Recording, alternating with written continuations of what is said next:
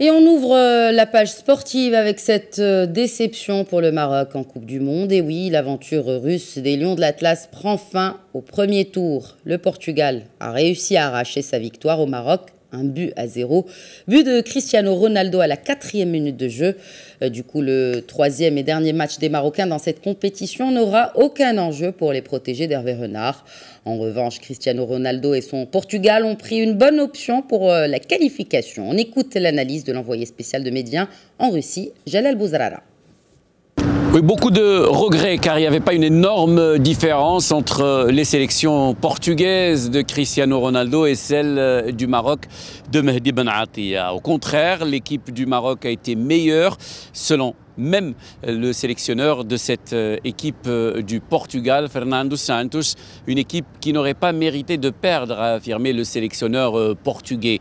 Pour Hervé Renard, l'équipe du Maroc et les joueurs de l'équipe du Maroc doivent être fiers. Ils ont été à la hauteur des attentes de leur public qu'il a tenu à remercier.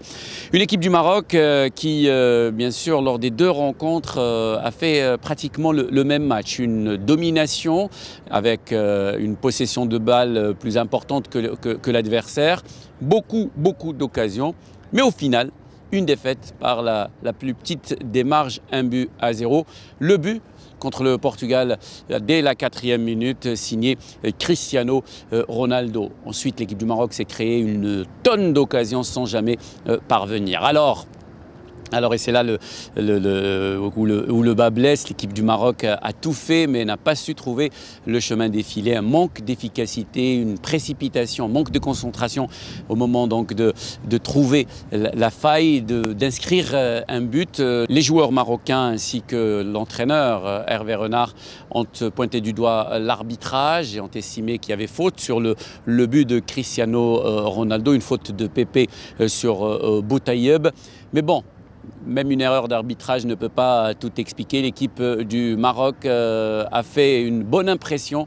Mais franchement, ce qui est désolant un petit peu, c'est qu'elle peut-être, elle n'a pas trop cru en ses chances. Elle pouvait prétendre à une des deux places qualificatives pour le deuxième tour. Elle en avait le potentiel, mais peut-être qu'elle n'a pas trop cru en ses chances. Maintenant, l'avenir, c'est dans 5 jours déjà, avec ce match contre l'Espagne. Ça se passe à Kaliningrad le 25 juin.